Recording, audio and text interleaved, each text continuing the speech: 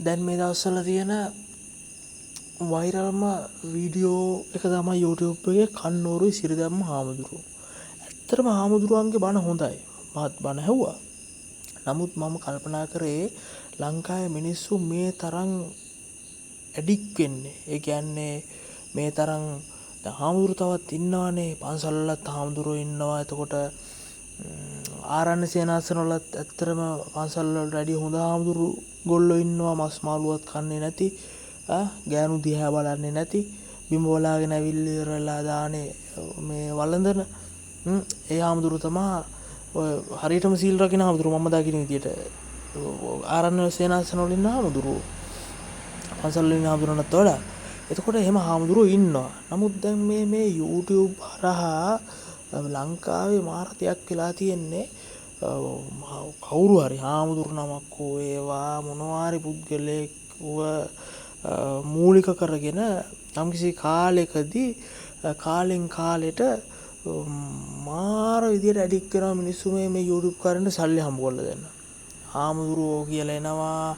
එහෙම කරනවා. නෑ මේ කන්නෝරුවේ හාමුදුරුවෝ ඇත්තටම හොඳයි කියමු. දැන් ඔන්න බණත් හොඳයි, ඔක්කොම හොඳයි, මේම හොඳයි. හැබැයි කන්නෝරුවේ හාමුදුරුවෝ හෝ ඒවා වෙන හාමුදුරු නමක් හෝ ඒවා ඒ හාමුදුරුවෝන්ගේ බණ අහලා නම් තමන්ගේ ජීවිතය හදාගන්න පුළුවන්. හාමුදුරන්ගේ බණ අහන්න නැතුව තමන්ගේ ජීවිතය හදාගන්න බැරි මට්ටමකටපත් වෙලා තියෙනවා නම් මං හිතන්නේ ඒ දේ වැරදි. තමන්ට උප්පැත්තෙන් උපදිනකොට මොලයක් දීලා තියෙනවානේ. තමන්ට බුද්ධියක් දීලා තියෙනවා. එතකොට තමන් තව කෙනෙක්ගේ දෙයක් අහලා ඉවරලා තමන්ගේ ජීවිතය හදාගන්න මට්ටමට එනට වඩා මම කියන්නේ දන්නේ මං කියන දේ හරිද වැරදිද ඔයගොල්ලෝ කොහොම තේරුම් ගන්නේද කියලා. නමුත් මම කියන දේ බණත් අහන්න ඕනේ. බුදුහාමුදුරුවෝ අපේ ගෞතම බුදුරජාණන් වහන්සේ ඉන්න කාලෙත් මිනිස්සු බණ ඇහුවා, බණ පිළිපැද්දා, බණට අනුව ජීවත් වුණා. මේක ඇවිල්ලා ලෝකපාලක ධර්මයක්. ලෝක පාලනයක් කරන්න තමා ධර්මයක් දේශනා කරලා තියෙන්නේ.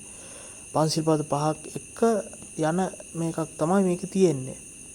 පින්පව් කියලා දෙයක් තියෙනවා. එතකොට එහෙම එකක් තියෙනවා. නමුත් මේ දැන් මේ YouTube කාරෝ ඇවිල්ලා හාමුදුරු නමක් අරගෙන මේක වෛරල් කරලා මේ මහා ලොකු දෙයක් මේ කරනවා.